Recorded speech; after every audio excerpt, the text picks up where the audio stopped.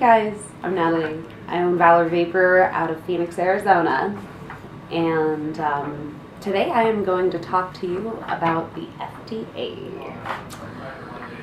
Alright, so basically there's been some proposals that have come down the pipeline, and the FDA currently is proposing what essentially equates out to an all-out ban on e-cigs from February 2007 on. Now, e-cigs first launched into the American market in 2007, and the grandfather date that's being proposed right now is February 15th of 2007.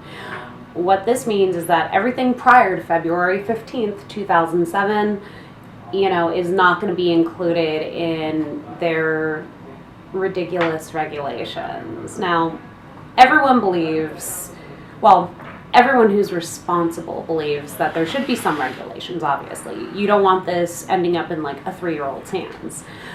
In fact, you don't want it in anyone's hands under the age of 18, and preferably no one who has ever, not smoked. This is something that, was made for smokers specifically in mind.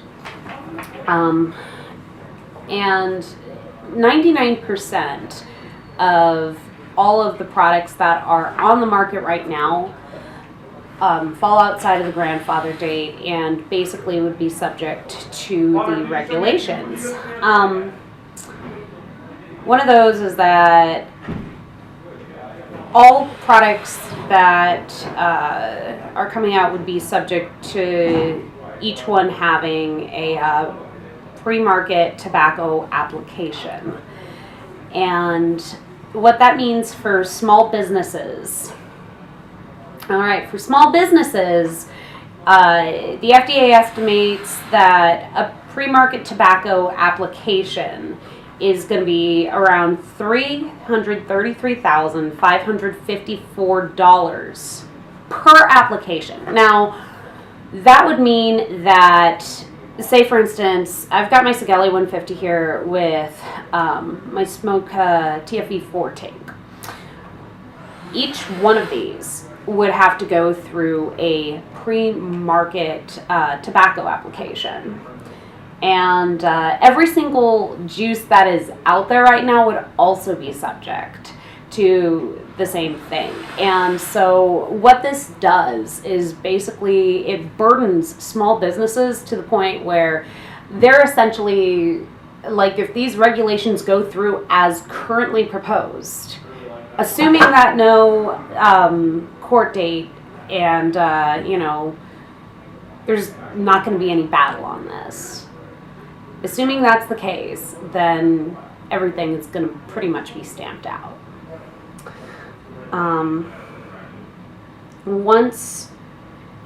Safada estimates that the pre-market tobacco application, the cost on it is going to be greater than $20 million. And so it's somewhere between $333,500 and $20 million. That's for each and every item on the market that has come out after February 15th, 2007. So basically, once submitted, the FDA will have 180 days to act upon the application. And the FDA itself estimates that it's going to be about 5,000 man-hours per application. So that really makes no sense if there's going to be a flood of applications going in, how they're not going to streamline this process. And if there's only 180 days to act upon the application after it's been submitted, then basically what's going on is they're just wasting a lot of fucking money. Yeah. there are unique applications that will be required for each flavor, nicotine level, and PG-VG ratio.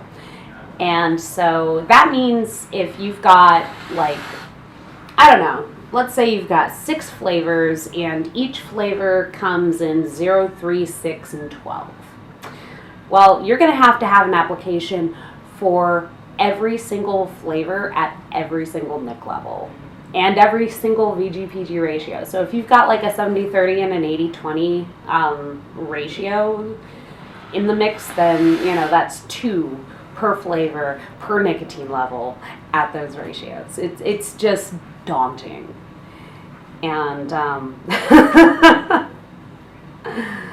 in the pre-market tobacco application, the FDA wants data on the public health implications of our marketing strategies for each application, and its clinical research trials for smoking cessation are going to be required. Toxicology research, comparisons to 2007 grandfathered products, comparisons to products in the same category, population-based studies to examine the rate of progression into tobacco products among youth are also going to be required. Studies of the rates at which former smokers are relapsing into nicotine with e-cigarettes. And they can request any additional information that they deem necessary. Yeah, this is, oh my God. The Tobacco Vapor Electronic Cigarette Association released an unconfirmed copy of the FDA's current proposed regulations. So,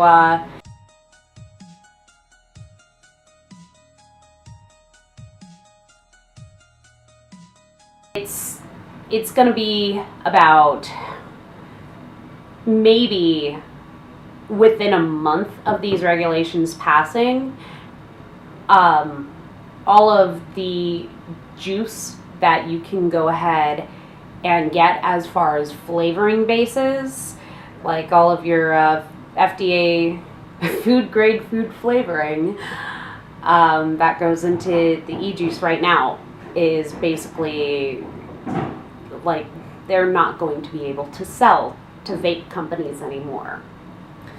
That is something that will be going into effect if these regulations go through as proposed within 30 days.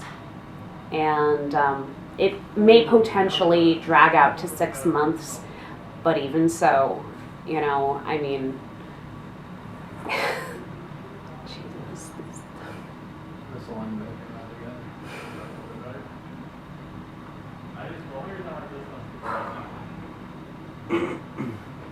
This is going to essentially end vaping in America altogether.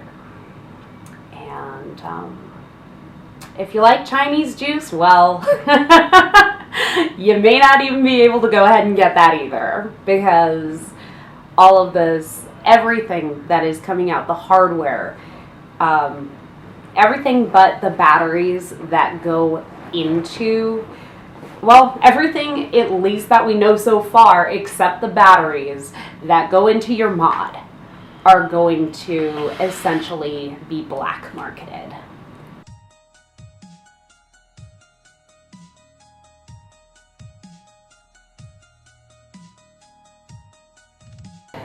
Alright, so there's a silver lining to all of this, as grim and dreary as it is currently, and that is that HR 2058 is basically, it's a bill that's going before Congress right now, and it's going to basically push the grandfather date up from February 15th, 2007 up to April 2014, or if it goes through and gets amended, it could potentially push it all the way up to the day that the FDA regulations are actually enacted. And that's huge. And that is the only thing that is going to save our industry if these regulations go through as proposed right now.